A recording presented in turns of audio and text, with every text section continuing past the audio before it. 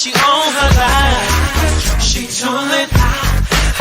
Mouth too slick, too slick, too slick. I know that.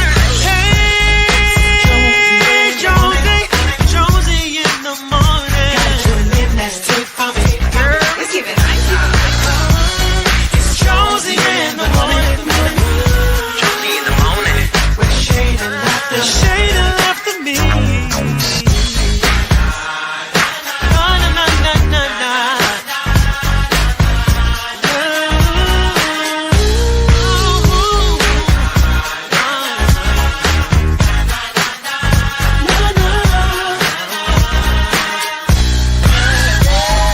Jonesy in the morning.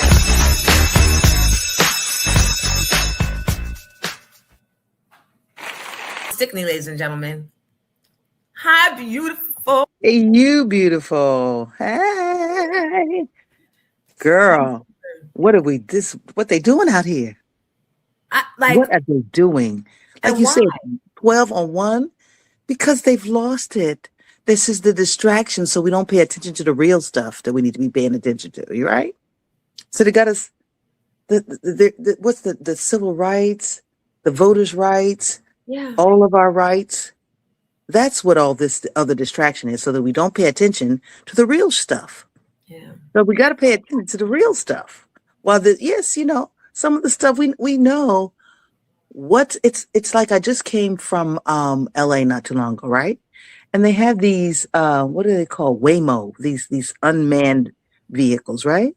Mm-hmm. But they're stories of the fact that these cars that had a brother in it, didn't let the brother out, took the brother all kind of crazy. But when you go back to, we weren't in the planning, right? We're not in the plans of anything for the future. So it didn't recognize us. It uses as the prototype the middle-aged Caucasian man and all of his biases and all of his junk. And so as I'm sitting here, I'm with one of my siblings, and the conversation that we're able to have about what's really going on and why it's going on, it's just crazy. So yeah. I tune in because I know you're going to talk about some real stuff and some current stuff. And I love you. So, today I was like, let me tune in and see what Miss Jonesy's talking about. And bam, the computers that never go off, Alexa that's always listening, Siri, who I don't want to have a conversation with, all of this technology that is surveilling us to really be able to put us in check or hold and under surveillance in a real way. So, all of that. All of this other stuff, people, it's like, yes, you can consume some of it, but sometimes you got to turn the TV off. Sometimes you got to turn the telephone off. Sometimes you just got to go outside and put your feet barefoot on the earth and try to get back in touch with the real rhythm, not the algorithm, but the real rhythm. The real rhythms, y'all. We got to get in touch with the real rhythms that we're supposed to be hearing, the real frequencies that we're supposed to be. So it's not a joke for me when I say, I'm getting my water purification, I'm getting my generator, I'm getting my my solar powered, all the things that I may need, because not if, but when they decide to really turn our water off. To just turn it off, right? And to send some frequencies, even talk about your diet, right? You got to start getting your diet and get the parasites out your body. Because just let's say one of the frequencies that they send out there will have your body reacting like if you put foil in a microwave. Let's just say.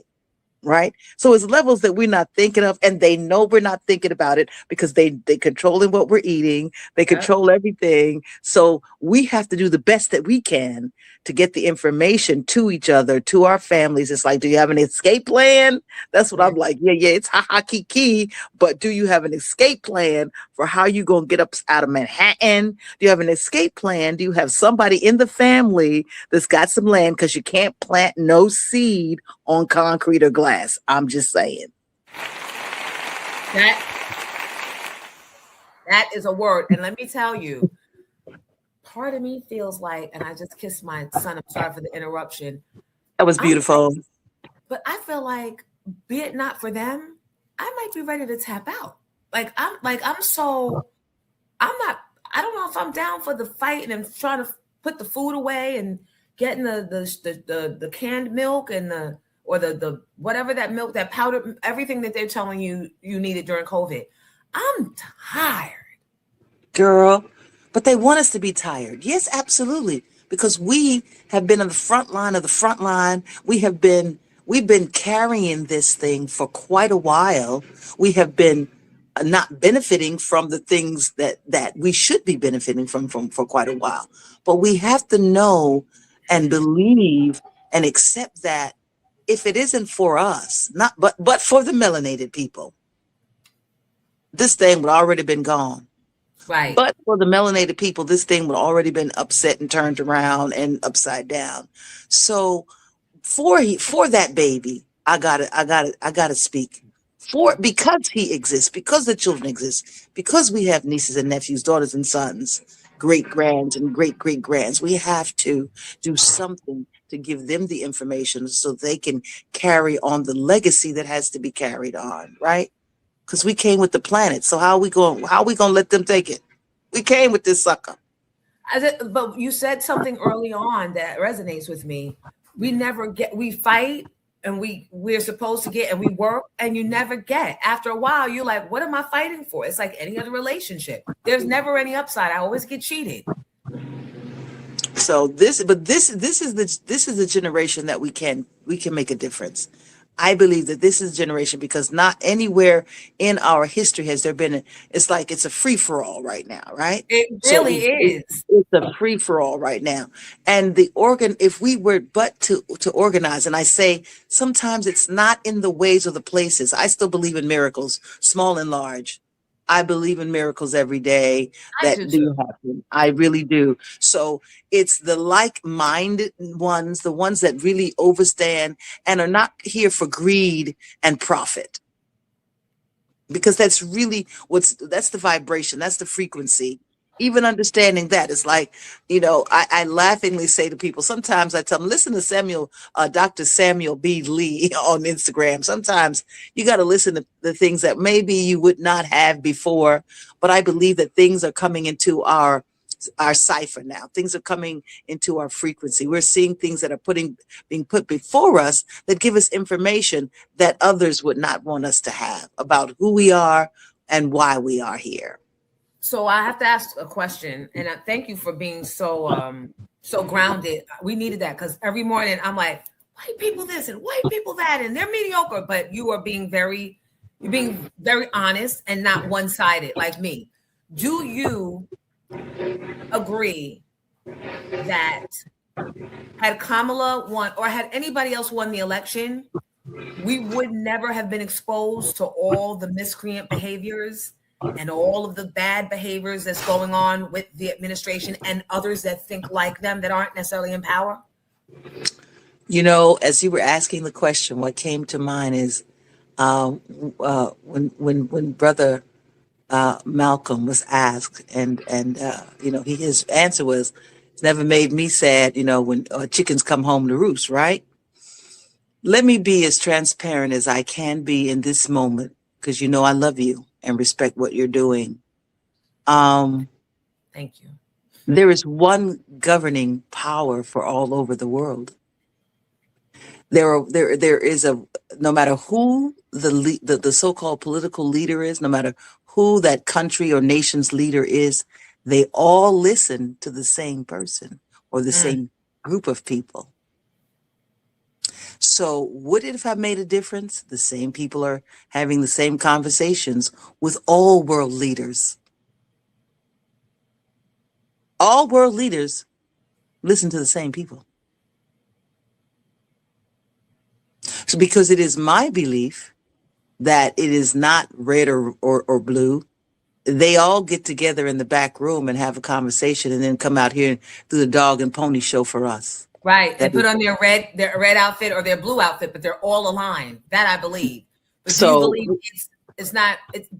So is it devil? So I believe that all world leaders, including the one that they gave us. Now, if I really told, let's just say, my spirit is like, how much truth do you want to say? Well, I just believe that they would have had to listen to the same governing body. They would have had to listen to the same governing body. Whoever sits in those seats of power and authority have to listen to the same governing body, no So matter is where they are.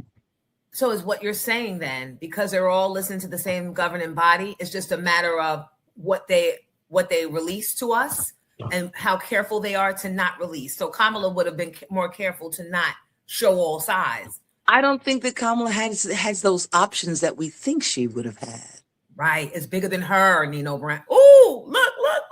It's needed. It's bigger than Nino, baby.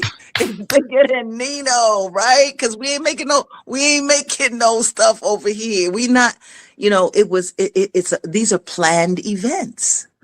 These are planned events. That's my firm belief that these are planned events, and that they are not in the planning committee. None of the people that we talk about, none of the people that we so-called vote for, none of them are on the planning committee. There is a planning committee. And that planning committee plans for world conversations, for world leaders, right? So that's why the individual has to take responsibility, I believe. Every individual has to take responsibility to know, to show themselves approved so that you can know which way to go when it's time to go.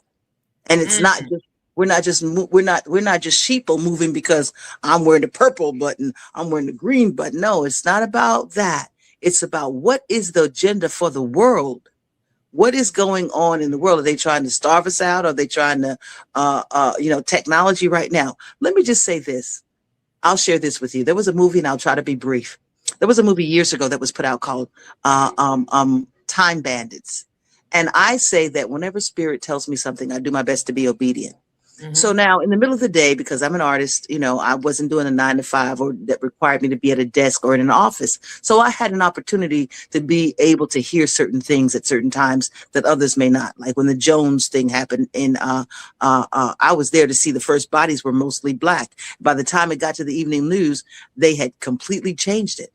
But when I saw it in real time, all of those bodies that drank the Kool-Aid were Black. Most of them predominantly were Black. But by the time the evening news got it, it wasn't the same thing that I saw in real time. So, oh my goodness.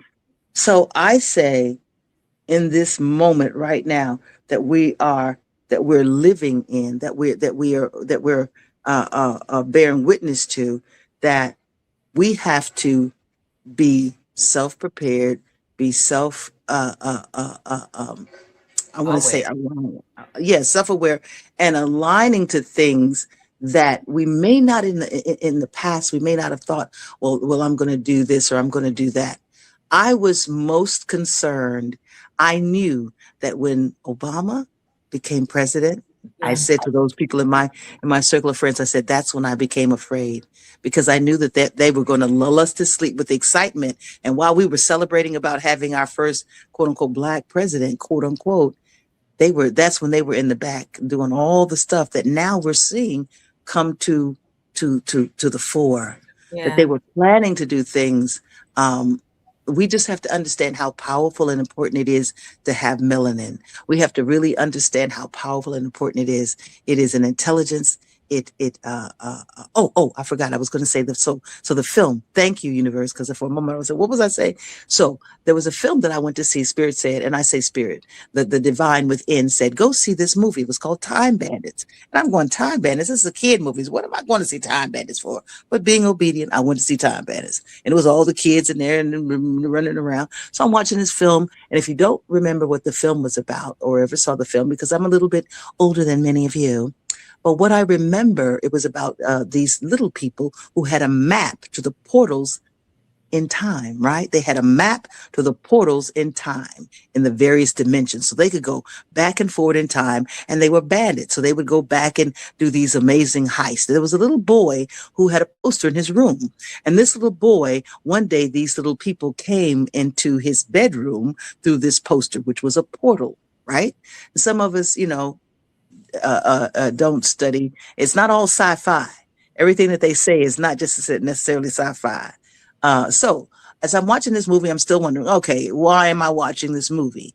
And all of a sudden, there was a man who I'll call an angel. He represented probably what we would call angels, but was he dark of the good or bad or light or dark? I won't say. I will only say that by the time I saw this man, I'm wondering still, why am I here watching this movie? And then I heard this one line that I knew that's what the universe wanted me to hear. He looked at the little boy and he says, be careful. Technology is the tool of the evil one.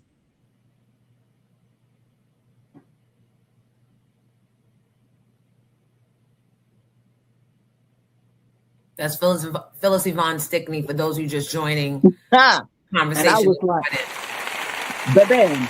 I was like, ba-bam, that's why I'm here. I was here to hear that one thing. So to be careful of what we use, be careful. It's like Alexa's listening as I'm talking. Mm-hmm.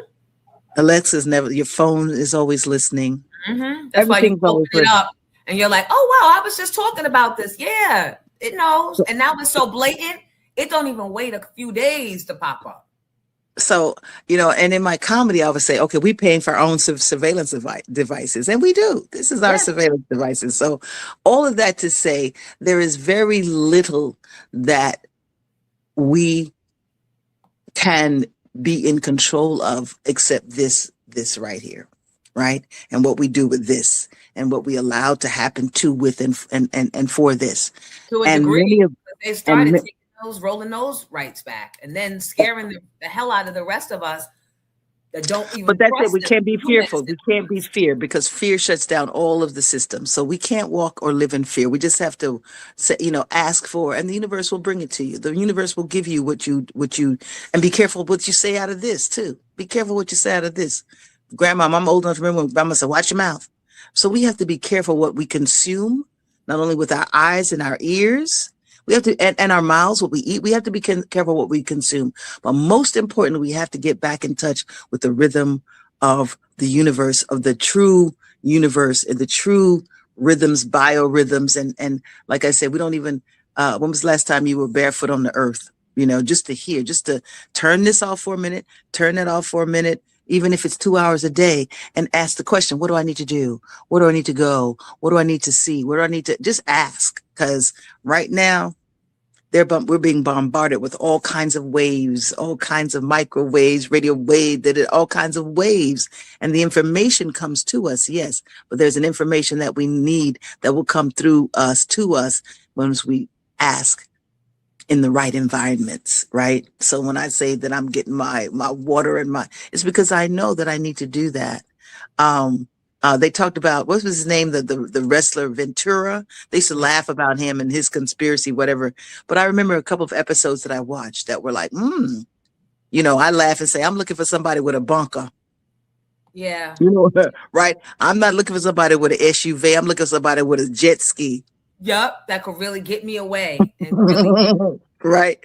So we have to look at the U.S. naval map, for example. Just look at the U.S. naval map. Just Google the naval map and ask, what's the world or what's the terrain going to look like in 2030 or 2045 in the future? What are the plans? They have us so much caught up in right now and the map, the galas and the this and the that we don't look and ask, what's the plan? What's the plan for us? What's the plan? We see sometimes in quote unquote politics, but what's the plan? And how do I make it through? Right. How do I and my kids make it through the plan? That's what, and there's so many fake Black leaders. Because there's so many microphones and everybody got Wi-Fi and everybody got a podcast. There's so much misinformation being shared. And then with AI, I don't know the real from the fake. I've been getting caught up, spending valuable time watching videos only for my chat to tell me, Jonesy, that's AI. So So we just got to be prepared. We got to, fear. It's be curious about what do I need to do? Where do I need to go? Some of these groups are people that you thought, they out of control. Oh, they crazy. No, those people were tuned into something that now a frequency that we need to tune into now. They were tuned into a frequency, Queen of Food has been talking about alkaline food forever. We need to get them parasites out because the parasites will be what would take us out. The parasites, right? So you got to clean. You got to clean. The Dr. CB still sell the medicine for that. It's Green. let me see. Yes, get some green, get some alkaline, get some green, get some chlorophyll, get some green. Get them parasites out because the parasites rule us for real, for real. I remember when I used to do comedy at many of the festivals, and some of you who were not yet born, maybe, or some of you were not just yet in your own conscious, being responsible for yourselves. Let me put it that way. And some of them would come to me and say, "Oh, Miss Phyllis, do that comedy about the parasites again, or do the comedy about cleansing again." So I want to give a shout out, and I say Queen Afua because she was the first lady that I met, first Black woman that I met, whose lifestyle, she's been doing this for over 55 years with Dr. Sebi and the others. Dr. Sebi and a lot of the healers, they took them out. But there's a book by a woman, Dr. Jewel Pookrum. I'll give that because that was the first book that I read. Queen Afua's Heal Thyself.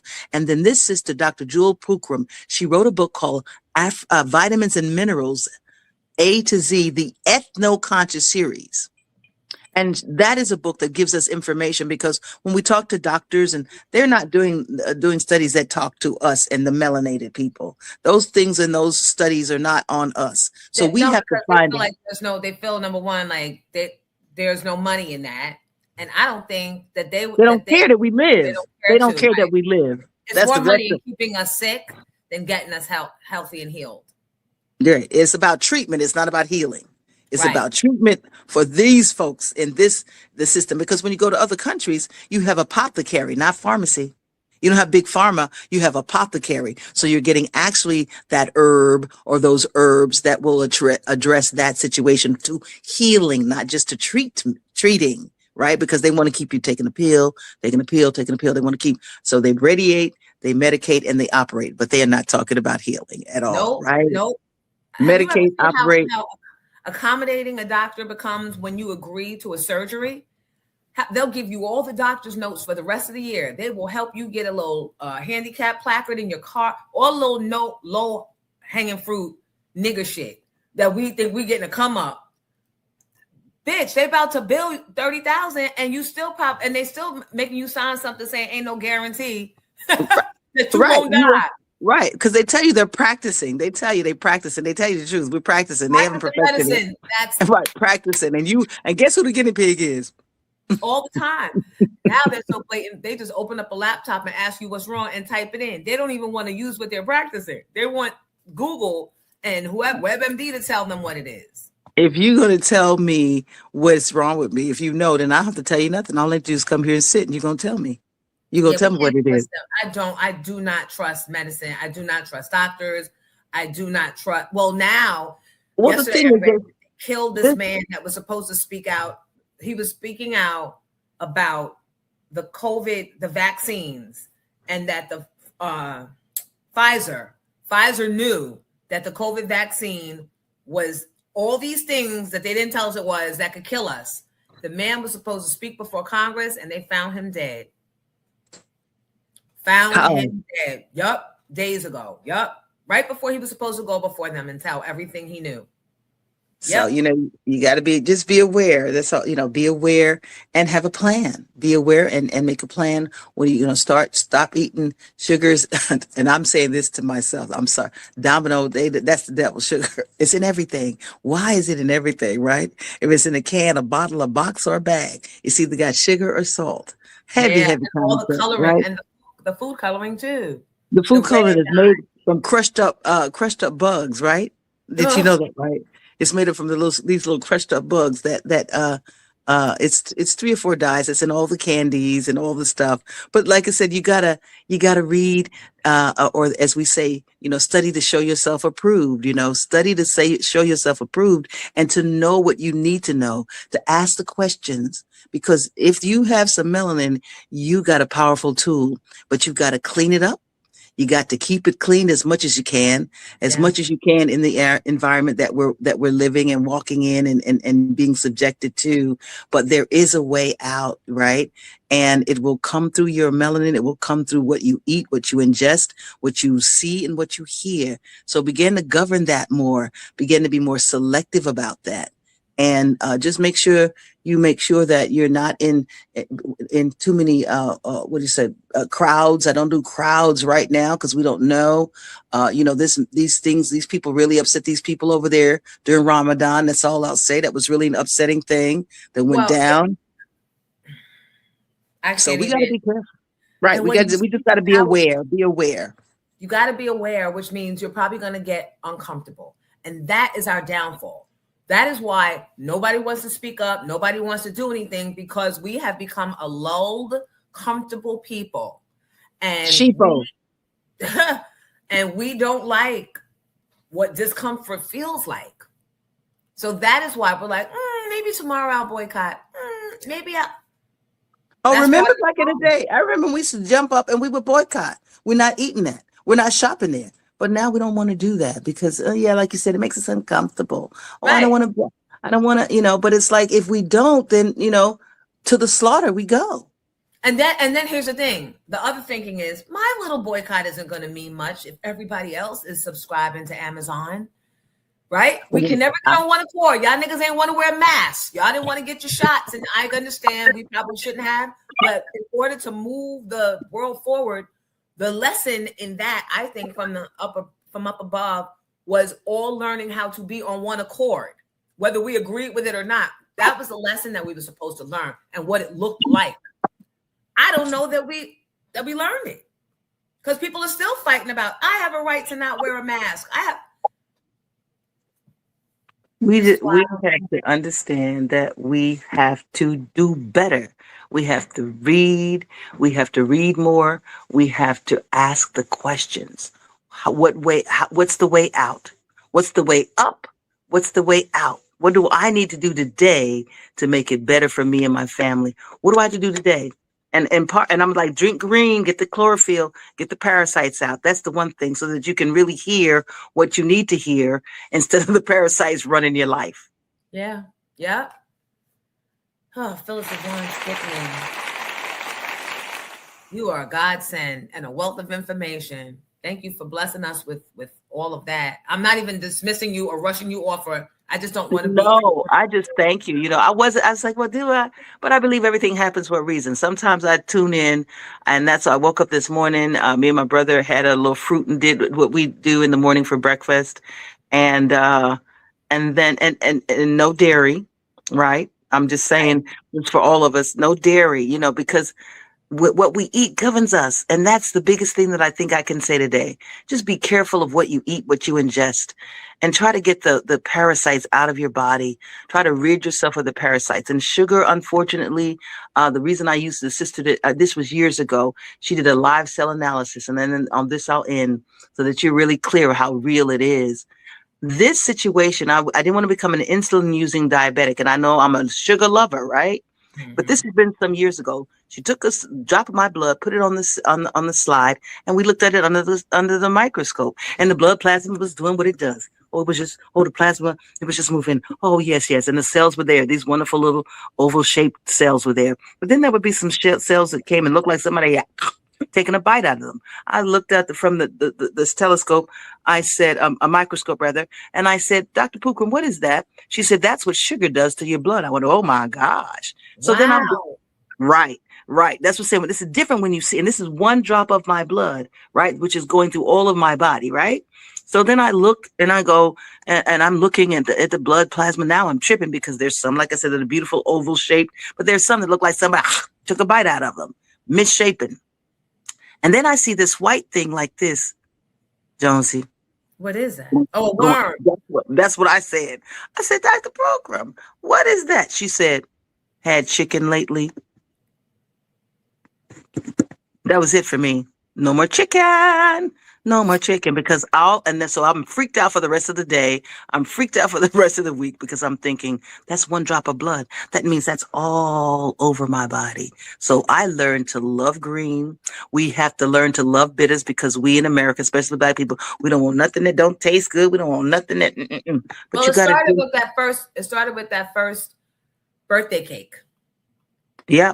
Oh, before that, when they give you in the hospital, when they give you sugar water and you don't know it, especially if mom didn't breastfeed, if mom didn't nurse you, then Yeah. the doctor was giving you the bottle and it was sugar in that water. And everything that they've given you since then has sugar in it. You remember, you're younger than I. We got our first cookbook from Domino Sugar. That was my first cookbook, right? It was called My First Cookbook. Had great recipes in it, but it was given to us, or you got it from Domino Sugar, was a sponsor, right? So we just have to, once we get older. I'm sorry to interrupt. I just can't, as basic and mediocre as the white man is known to be, I just can't believe that they were that calculating back then, because they're just so basic. Remember, Like, I told just you don't think that they have the ability, the mental ability, rather. Not that they don't have the corrupt DNA for it all.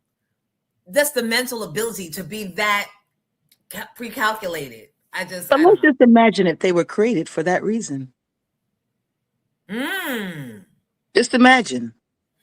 That's what I said, when you start to read and study and see, even everything that's sci-fi might not be sci-fi. Everything Why that is is that? sci-fi might not be sci-fi. What is going out over here once we get past this? What is on the other side of the quote unquote ice wall? What is in Antarctica? See, we start asking different questions. We Yeah, get but different answers. we're not distracted by all these little fires everywhere, Epstein files and wars and Right. fraud and Because we thought it was a joke. Didn't this man have something about the Starfleet? Didn't he put something together about the stars and the intergalactic? We thought that those were, what is going on in Area 51? What's really going on over there? What is really in the middle of the earth? What's really going on? We got to think about outside of just this, the outside of money. Brooklyn. I don't know. I'm trying to figure out what's good on Stuyvesant Avenue.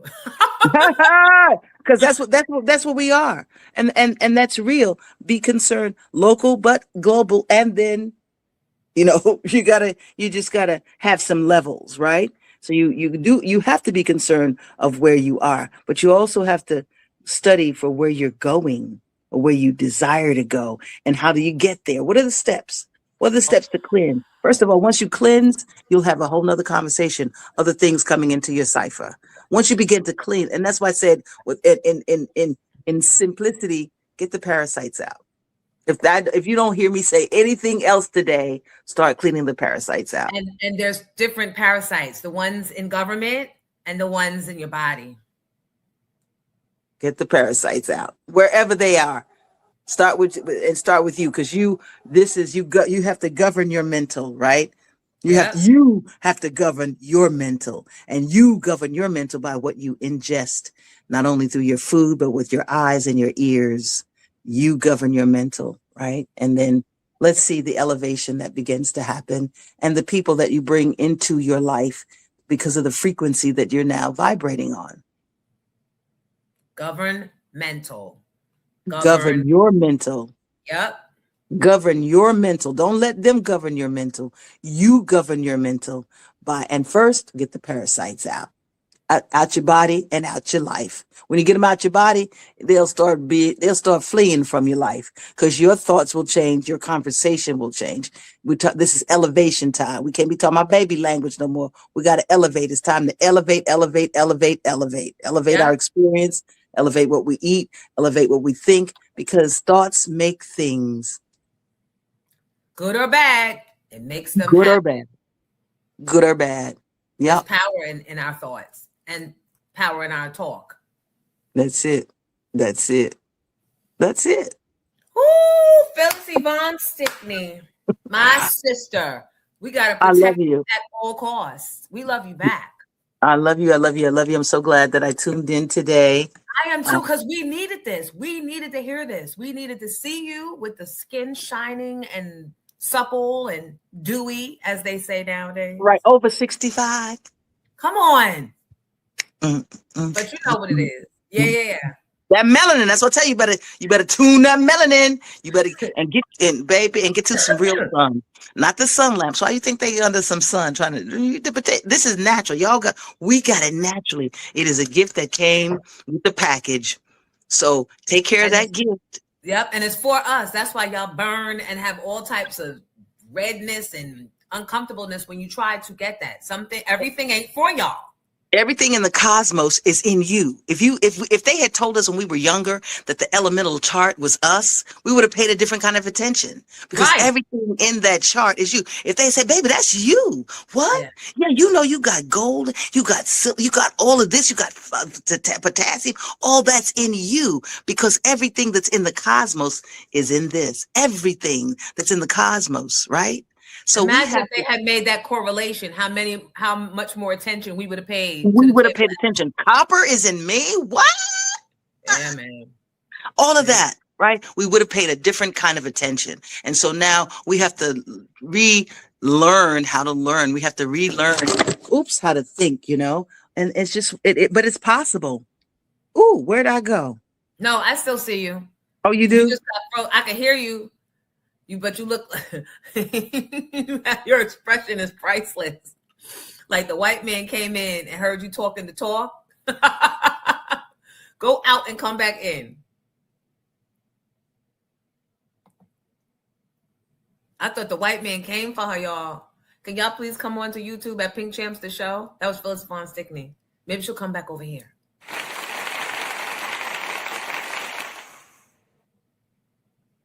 That was quite a word, a whole conversation. Like, that means that all the praying and the good deeds we've been doing and the angel numbers we've been honoring and respecting, the universe is bringing the messages that we need. It was 170 of us in here when we got that. And I don't know how many over there. We were the ones that were supposed to hear that message from her that way at that moment.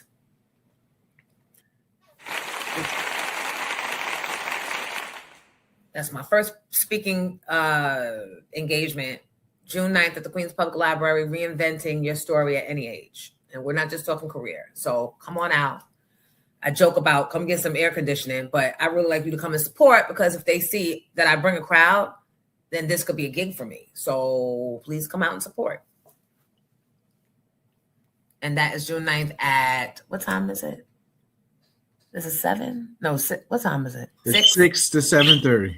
6 to 7:30. So, yep, you're going to get caught up in rush hour traffic. You might as well just work half a day or leave early. Leave at 4. From anywhere in New York, leave at 4. You'll be in Queens by 6. Come on. Which Queens Library? The one on, I would have to go into my email.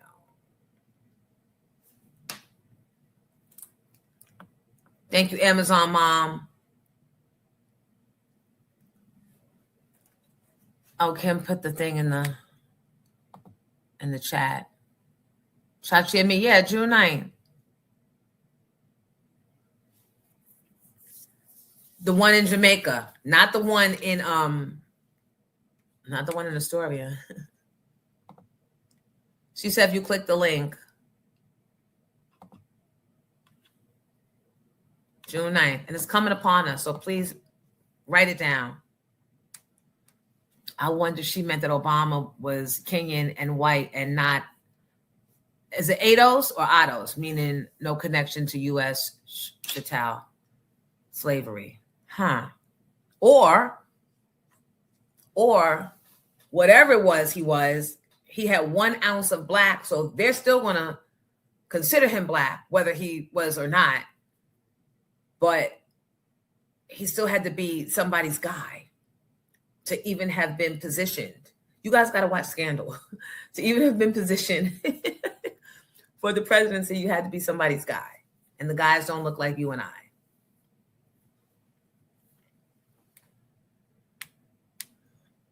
So, yep. And happy Moby Jackson, happy Cinco de Mayo to you too. That's a good question, Nick. All right, let me go into my notes for today's show. So this is what I was talking about last night, the Met Gala. I was waiting for you guys. Let me get off of this Instagram. Are you guys coming over to Pink Champs, the show? I'm done with them. I had 195 people over there.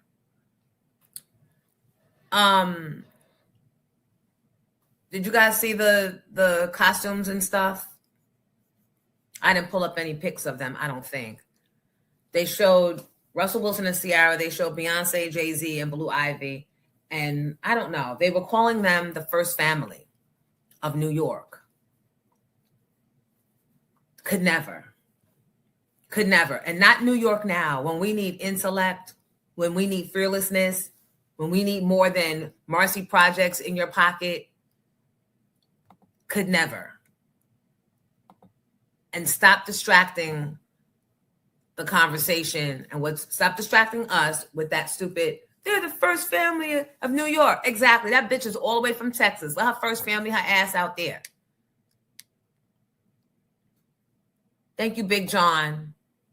Right. And you can't be the first family in New York when you got a whole son out there in Philadelphia. Who knows where he moved to now after he got that check, allegedly. You got a whole son out there that you ran from, hiding out, and all the things. Go ahead, Giddy. This is the Amazon workers and what their work was last night while the whole wealth overload was taking place. What's going on, Jeff? Remember me, the fired Amazon worker that you signed off on the smear campaign, calling me not smart or articulate, but you also said to make me the face of the whole unionizing efforts against Amazon. Amazon is heavily invested in this genocide. They invest $7.2 billion into Project Nimbus, a project that is being used to fund and power the technology being used to surveil and target innocent Palestinians. Also, we all know that Amazon has ties to ICE. They are powering ICE devices. Now you're going to have the Met Gala where you're going to be surrounded by all these elites and billionaires and A-listers when you have poverty right outside on the streets. We got to remind ourselves that it's more of us than there is of them. And when we fight back every time, we win. Billionaires shouldn't exist. Billionaires, they got to go.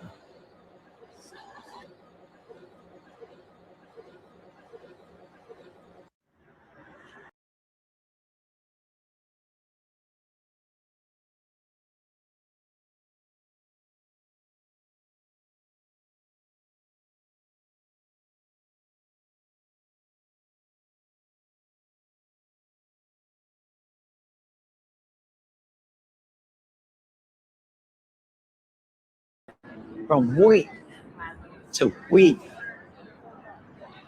really angers me, because if it weren't for every associate in every Amazon facility, he wouldn't have all those zeros behind his name. Shame on you, Jeff Bezos. The people that need to be being celebrated at the Met Gala are the workers, people like me. We deserve that celebration. We deserve so much more than we're getting. There's power in numbers, and there's more of us than there are of you. Remember, Jeff, ordinary people like myself that helped make you billionaires, if we built it, we can tear it down. Think about that tonight, okay? After that bottle of champagne when you go to bed. We're going to keep growing, and we're going to keep building, and we're going to keep protesting, and we're going to keep marching, and we're going to keep fighting this dystopian culture. We're not stopping. We're just getting cranked up. Enjoy your damn gala.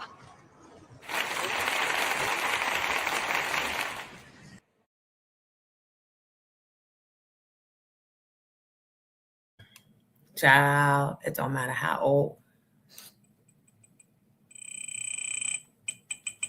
Yeah, so are we tone deaf? Are we just as bad? Because we're still talking about the fashions. Or is that not our fight? I don't know, because I can't battle everybody. I damn sure try. And I'll be going out swinging too. Thank you, Kim. Sorry, I had to take a call. There's always stuff brewing. There's always stuff brewing. It's funny. Bitches be trying to act like they above. And it's okay. I was busy. I was tired anyway. Okay, good. I'm glad it worked out. And then and you're really bothered. You are touched. You are bothered. It's not going to change the outcome. But stand in that. Stand in it and then go stand outside on the ground with your bare feet, right? Go ground yourself. and pay attention to the wider scheme of things. Now, I'm not going to tell y'all who and what, but I'm sure this applies to something in your life or somebody you know that does the same thing, always trying to act like they untouched and unbothered, but really are. And haven't mastered how to unbother and untouch themselves without involving you, which is really getting closure without the person that you feel offended you. That, when you master that, shit, you might not never want to be in no relationship with anybody again. When you master how to find your own closure, because that is why we usually wind up staying in some shit that ain't for us. Because we're waiting for the other person to admit they were wrong. We're waiting for that other person to admit we were right all along. And we're waiting for that other person to admit that I probably don't belong. And that may never happen. And just because it doesn't happen doesn't mean that it doesn't need to happen or that all those things aren't true. We're just not going to talk about it until it bubbles up again. And at that point, years are off your fucking life. Years are off your life. You got all the grades to show, the waiting for closure. That's even from people in academia, your professors. I can remember shit that was said to me as a young child in school. And I'm waiting for the closure because you're the adult. You're the professional. You know better than to talk to a student like that. You know how we look up to you. You know how we expect you to guide us and tell us the truth of ourselves and what colleges and what high schools we should be going to. You just as fucking messy. We're waiting for the closure. We're waiting for the So I'll be clapping loud and proud for the kids that walk across the stage and don't shake the hand of the professor that doubted them. And don't shake the hand of the speaker that's talking against them on social media. And don't feed into it because you don't want to be the one that's not going along. You don't want to be the odd one. You don't want to be the black sheep. We all know that this is some bullshit. But because, it's our graduation, it's our prom, let's not ruin it. No, the bigger thing is it's already ruined. It's already ruined. Again, discomfort. Discomfort is what got us complacent. I love those rabble rousers. I love those. I always admire the parents of those type of people. Whether you're grown now or whether you're a child, those are the ones I fuck with you and your ancestors. Because I know the source of which you come. And something in me is that, like, I'm always fighting. And I'm like, why am I always the one that got to say, excuse me? I was talking to one of my girlfriends yesterday. And she and she's a girlfriend, but we don't talk. We've never talked. And this was a quick conversation. And she asked me about some messy mess that happened that wasn't supposed to happen in that type of setting. And no one's been talking about it out loud, but apparently people have been talking about it down low. And she finally got me on the phone and she was like, I love talking to you. I didn't realize you were so fun and you were so, and I'm like, girl, because I don't be bothered. I stay in my corner. I come out and do my work and I go back in my corner. I know who I am. And I know who I am in comparison to my rooms. Right? And so I'm not going to try and change all the rooms. You ain't got to change all the rooms.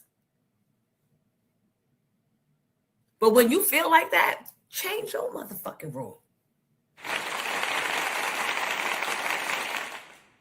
Staying in some shit just to be able to say no. And I could still stay in some shit and leave that particular moment of that shit alone. I come in quietly. I leave quietly. And I am not in the season, I don't know about y'all, I'm not in the season of pleasing. See, this is all the stuff I'm going to be talking about on June 9th at the Queens Public Library, child. I'm bringing this pink chair. Giddy, you're going to have to help me bring this chair, Giddy. I'm bringing this pink chair because this pink chair got superpowers in it. I think this is the chair I bought when I got to the block because they ain't have a working high chair in that motherfucker studio. That should have been sign one. white men cosplaying the apocalypse. The only fucking reason why we needed the goddamn Voting Rights Act in the first place is because of white men. I don't care that you don't fucking see the value in it. Neither did your great-grandfather. And that's the fucking reason we have it. It got passed in the fucking 60s. I am tired of it. I'm tired of fucking pretending that the motherfuckers responsible for us needing it aren't alive. They're alive, and you call them grandma. So no, white boy, I don't care what the fuck you think about the goddamn Voting Rights Act. I don't care. I don't care what any white person thinks about it. At fucking all. Because the only reason we need any of this shit is because white people needed to be told in writing not to be awful. That's why. You guys don't like that part, but that's what laws are. They're telling you not to be a piece of shit. It's very weird that we have so many fucking laws surrounding race because white men won't fucking be better. They won't be better. They won't do better. It doesn't fucking matter what year it is. In the year of our Lord, 2026, we are still discussing the merits of black people fucking voting because you are not different than your fucking ancestors. I am so fucking tired of... No, let that play again for the people of We now. needed the goddamn Voting Rights Act in the first place is because of white men. I don't care that you don't fucking see the value in it. Neither did your great-grandfather. And that's the fucking reason we have it. It got passed in the fucking 60s. I am tired of it. I'm tired of fucking pretending that the motherfuckers responsible for us needing it aren't alive. They're alive, and you call them grandma. So no, white boy, I don't care what the fuck you think about the goddamn Voting Rights Act. I don't care. I don't care what any white person thinks about it. At fucking all. Because the only reason we need any of this shit is because white people needed to be told in writing not to be awful. That's why. You guys don't like that part, but that's what laws are. They're telling you not to be a piece of shit. It's very weird that we have so many fucking laws surrounding race because white men won't fucking be better. They won't be better. They won't do better. It doesn't fucking matter what year it is. In the year of our Lord, 2026, we are still discussing the merits of black people fucking voting because you are not different than your fucking ancestors. I am so fucking tired of white men cosplaying the apocalypse. Now we can go. You guys like that? No, I don't know who the original poster is. I don't know, but it gave me life. Hold on to that, Giddy. Because I feel there's going to come a time when somebody's going to call our phone line and they're going to be of the other kind. And I'm just going to hit a button and let them go and let them listen to their brethren.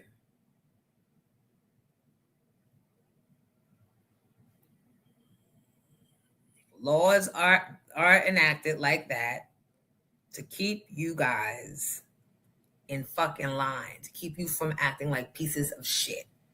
You are the cavemen that you've always been, the caveman. I don't know why y'all think dressed up in a Brooks Brothers suit that a caveman ain't a motherfucking caveman. How you caving? You call me a slave? You come from a cave, bitch.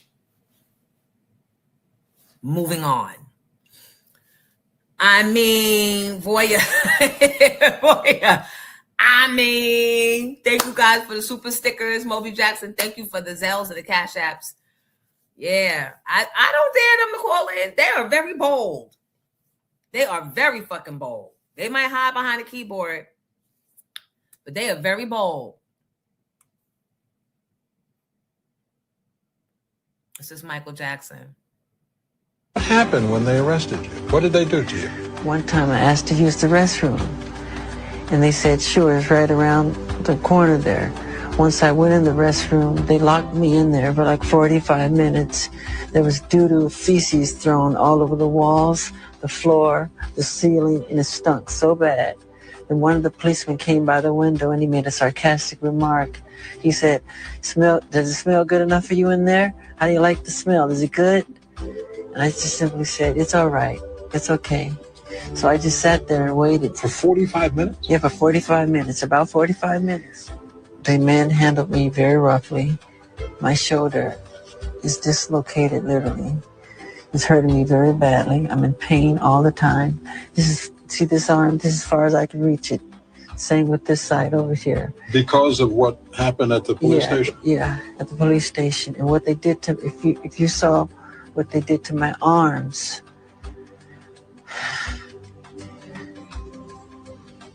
it was very bad what they did. It's very swollen, I want to say. What happened when they arrested?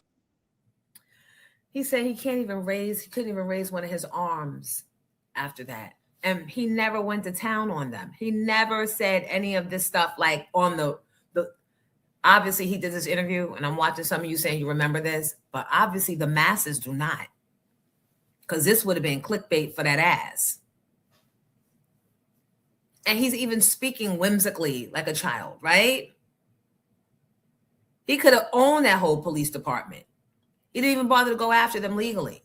That I remember. It might have been a quiet something.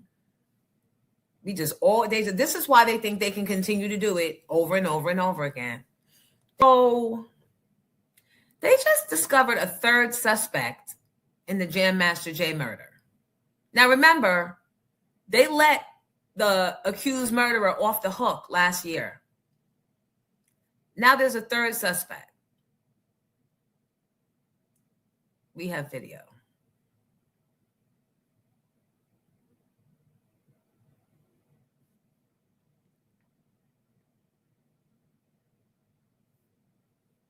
Okay, so let's debrief. I'm outside of federal court in downtown Brooklyn. This is the Eastern District of New York.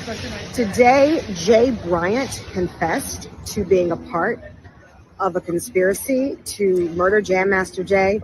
Let me tell y'all why that's big. Like 23 years for the first time someone said, I helped kill Jason Mizell. I want to read you exactly what he said in court today.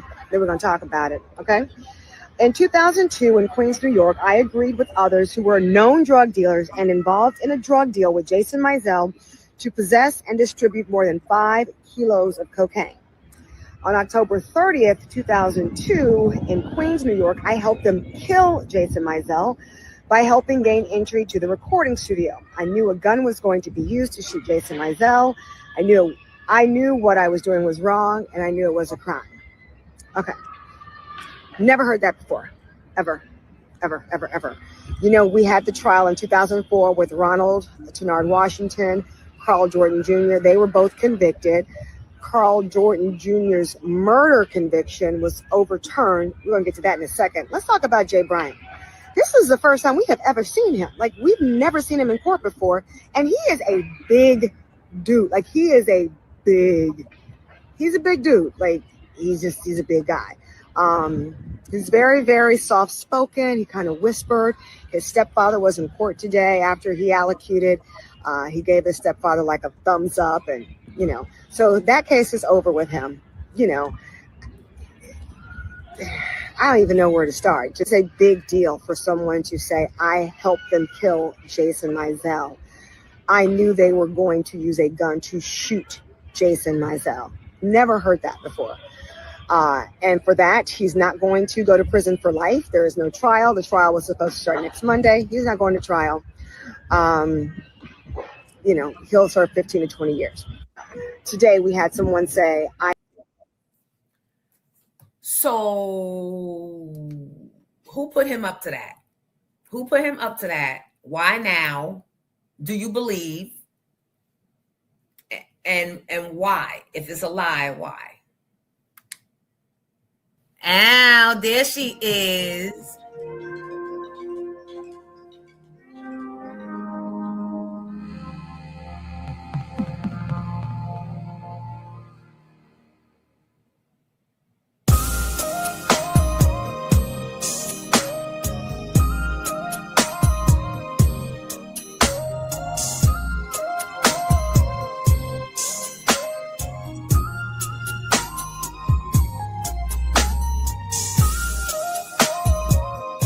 Coco's ex-husband was part of the production team.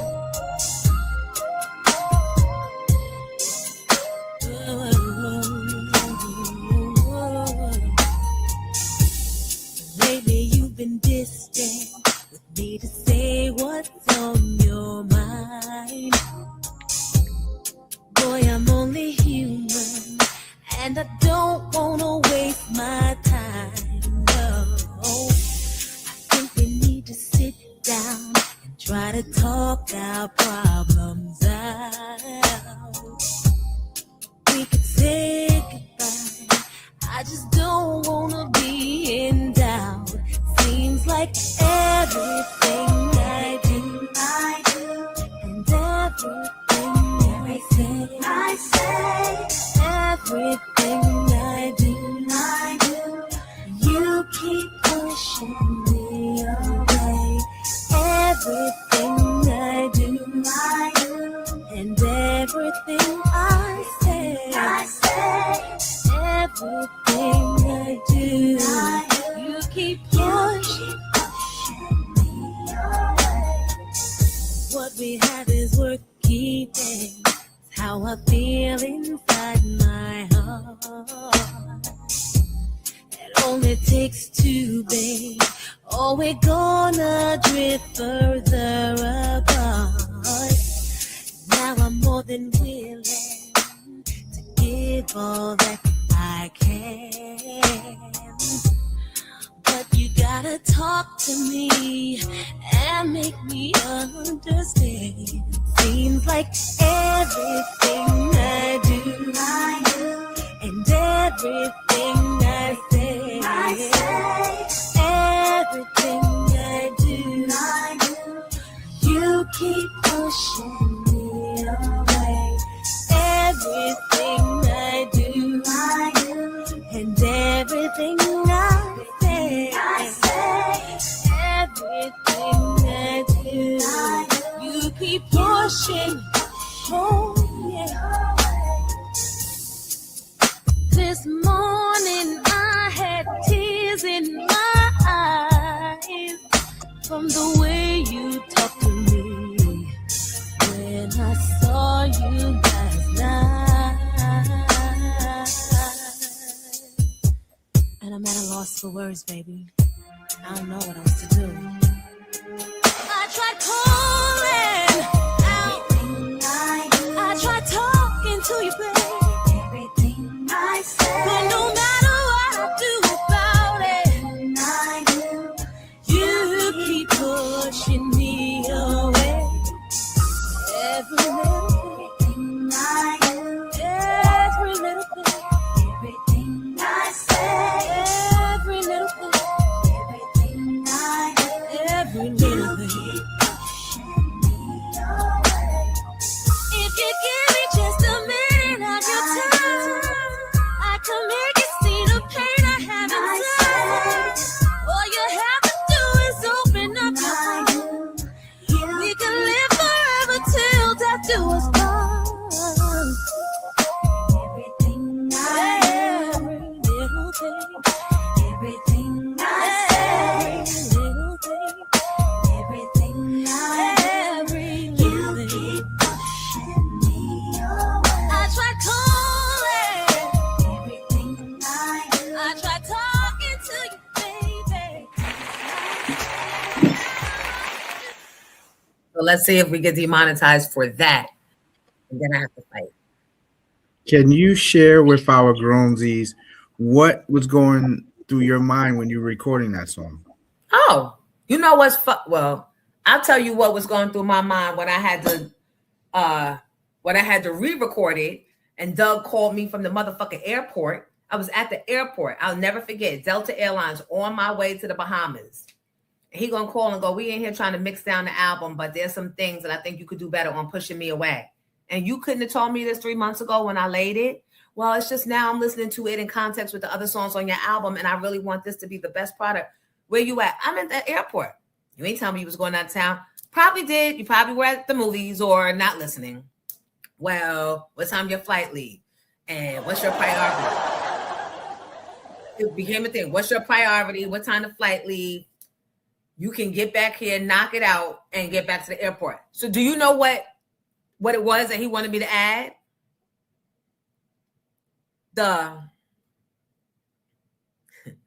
I think it was the fucking talking at the end.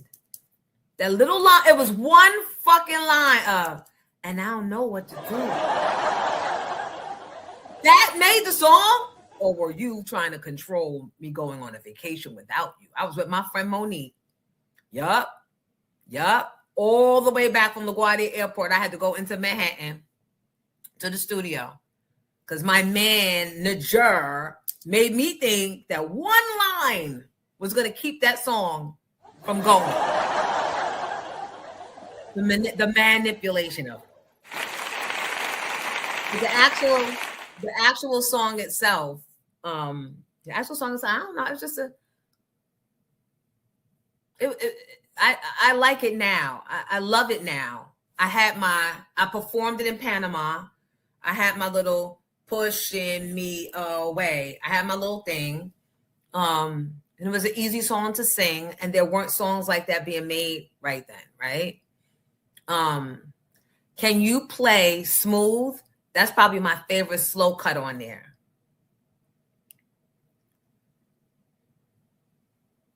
That's like my favorite. No, she didn't know it wasn't a rip. No, she wrote it. Ray, I'm gonna talk to you after I finish listening to myself. The Turner was rip off of 2 episodes of The Outer Limits from the 60s that were written by the late Harlan Ellison. Nope. She brought, yep, he was hating. Yep, he just was mad. He was mad. Yep, trying to be a control freak. Yep. How you traveling?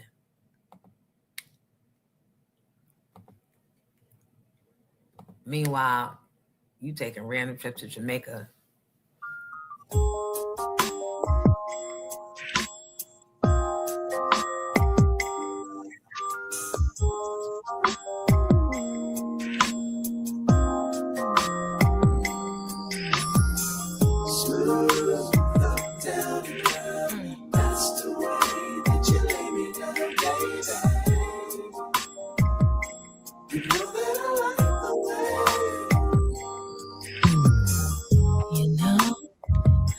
Feel when you kneel down before me. You know I love it. Ooh, that's why you're here to give me a killer of love.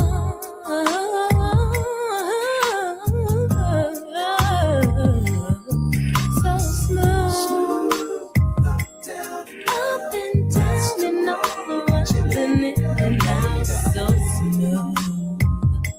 You know that I like the way that you ride.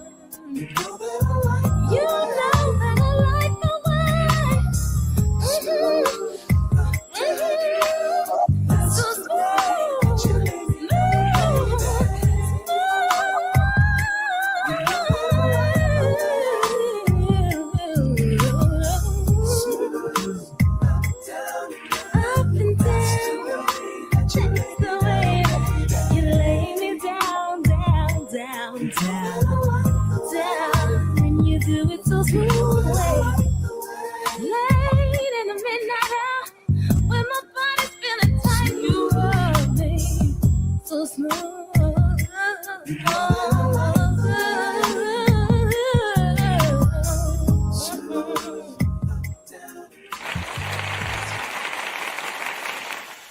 That is the song that was for Terrell Hicks.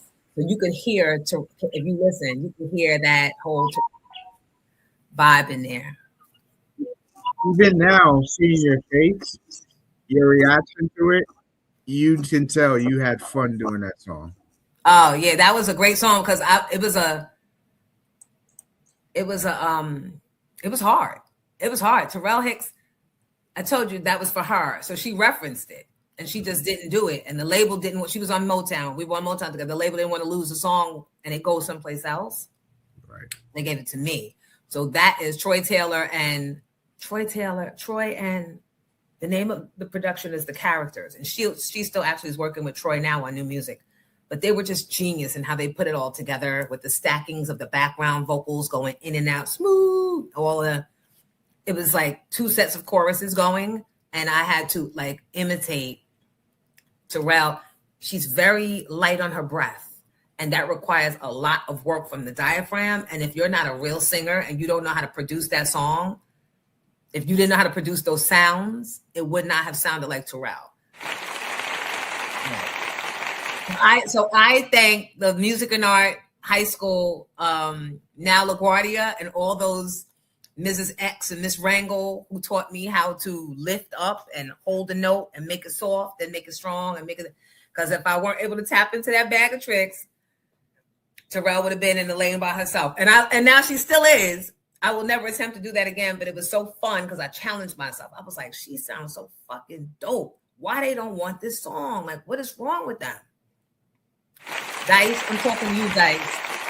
Dice, I'm talking to you. I'm glad you passed it on to us, but I want to know why. Why? That was that song right there with Terrell Hicks on. Yeah. So thank you, Terrell. Oh, thank you, Big John. Troy is on that new Duran. Okay. Troy is so underrated. Listen to me. Listen to me. Thank you, Tonette. Thank you, guys. Appreciate it. I mean, I feel like I bring you all the fuck shit with the bad news bears every morning. Might as well smooth you out with some smooth up, down, and around. That's the way you lay me down. I have to do a show on May 30th in Plainfield, New Jersey. It's an outdoor concert. And I might have to tap into some of these songs because they want me to perform for like 45 minutes. You know, my shit be 20 minutes best. That's stretched.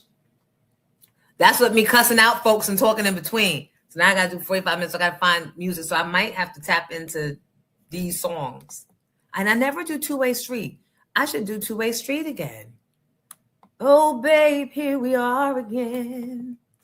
Time to make a new decision. Overheard you on the telephone. Is this a love or a sweet Jones, baby? Feels like you're playing with my head, and I'm not a fool. Thought all that player shit was dead. Gotta lay down some rules. Can't let this get the best of me. Not gonna lose my cool. All I wanna do is love you. Why can't you see? All you keep saying is, I don't mind giving all I have. You gotta give back to me. Yeah. Time to make a new decision. Overheard you on the telephone. Is this a love or a sweet Jones, baby? Feels like you're playing with my head, and I'm not a fool. Thought all that player shit was dead. Gotta lay down some rules.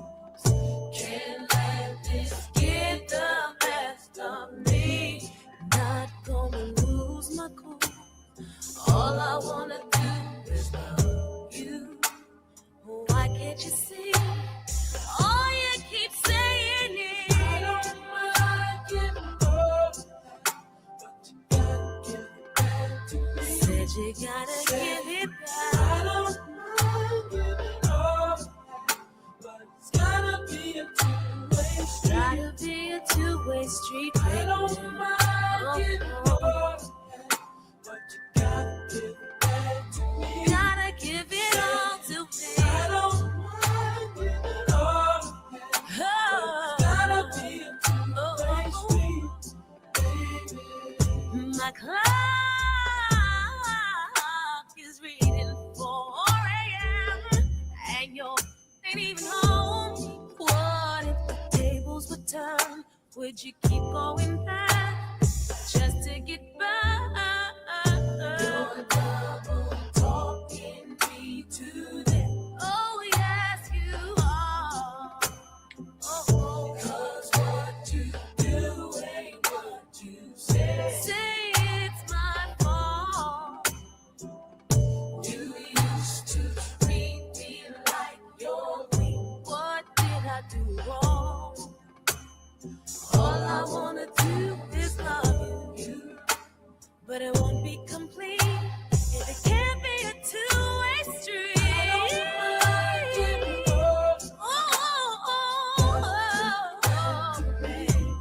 Come on and sing it. Said I don't mind.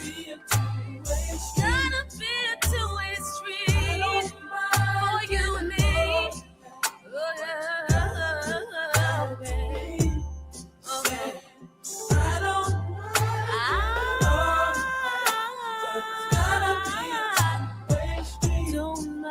it. I don't mind giving up, but you gotta give it back to me. I really don't mind, baby. I don't mind giving up, but it's gotta be a two-way street. Gotta be a two-way street. Tell us, Derek, what made you do this? What is going on? Hey, listen, it's a two-way street. You know, I tried to make the relationship work. You know, I was always there for her, and you know, she just never had any time for me. It seemed like her career is more important than me. Gotta be a two-way street. What am I supposed to do?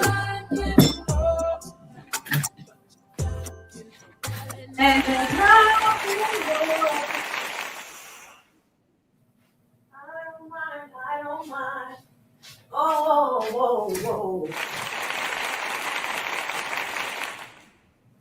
And I still got those glasses and I still got that license plate because it came out my video budget and I took all that shit home. And I had those wigs and I lost those wigs. I got that wig, the one when I'm sitting on the edge of the bed.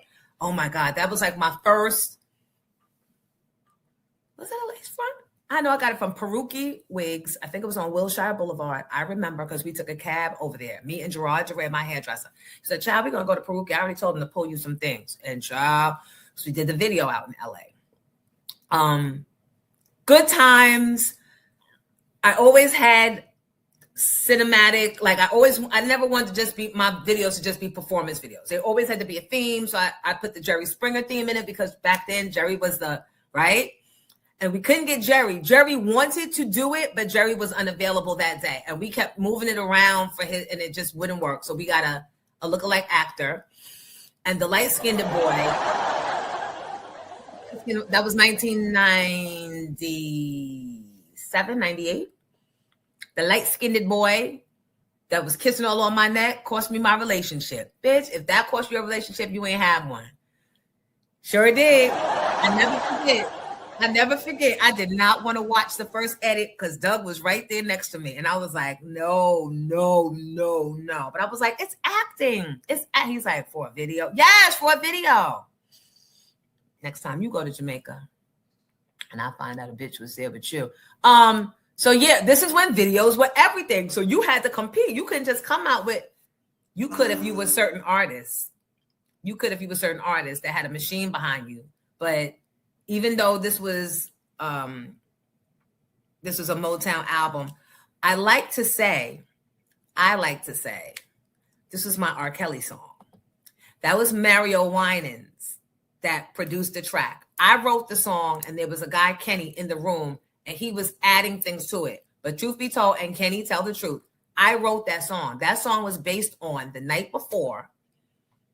I stayed on the phone for 24 hours straight with Doug. He had gone to Jamaica, and I found out he took a bitch with him. And I couldn't get a hold of him because cell phones wasn't cell phoning like they are now. So when that motherfucker finally called me, it didn't matter that I had a studio session the next day. It didn't matter. I was getting to the bottom of, this is what we're like, really? This is what we're doing? Like for real? Now, I'm trying to think. I'm wondering if she went or she wound up not going, but he tried to like break the news to me like I was going to be okay with that shit. So for 24 hours, this song had not been written. I only had the track. I didn't know what was going to be I think the hook was already there, maybe. But the song was not, it was nothing. Maureen Singleton called me and was like, where are you? The studio, the engineer is getting frustrated because the session was supposed to be, I think, at like 6 p.m. And I didn't get off the phone with that nigga until 4 p.m. So now, imagine, I've been crying, I've been yelling, I've been over-talking and making sure my point is heard on that fucking phone. I didn't eat. I wasn't drinking nothing. So my voice was dry, crispy, crunchy, dry, all the things. And I said, I will not hold up. When they were like, if you don't come and this is like the main single, if you don't come and record this song, your album going to be pushed back again. And I never even got to release my first album with Where I Want to Be Boy on it. So I was like, I can't do that. I got to push through. Get to the studio. My eyes are swollen. I think I'm wearing oversized black shades. Always had a pair of those during that relationship. Get to the studio. And Marvin was like, so you're like, did you write anything? And I was like, I didn't. But can you just play the song? So that's why the first line is, oh, babe. It was, oh, Doug, here we are again. And he used to always tell me that whatever you in the situation, whatever it is, work-wise, it's never too late to make a new decision. Like you can always make a new decision with your life. So I said, time to make a new decision. Overheard you on the telephone. Is this a love or a sweet Jones? Because bitch, how you out there like, wait? Feels like you're playing with my head, right? Coming all the way from the airport to do one line in a song, really, because you don't want me going on a trip, because you know what you do when you want a trip. Gotta lay up. Can't let this get the best of me, because I waited all these years for an album, and I am not going to let this relationship be the reason why I'm waiting 10 more years. So I don't mind giving all I have, but you gotta give back to me. Sing, I don't mind giving all I have, because it's gotta be a two-way street. Say it again, I don't mind. So that's where that, and that, if you remember, that was like the same tempo as you're fooling around, fooling around, fooling. All those, do you mind if I boom, boom, boom, boom, boom, boom, boom, boom. It's right in that pocket. So it was, I don't mind giving all the ass, but the boom, da da da do got the D. Yeah, so that song had meaning. I remember that motherfucker session. Look, baby, if I remember nothing else, oh. Ladies and gentlemen, this is why you got to keep those Cash Apps and Zellies going. Where are you going to get the information of somebody doing a song and how they came up along with everything? If I remember nothing else, Giddy, I remember that night. I remember that, and the night before. And you ain't gonna get the last word with me kind of bitch. So you know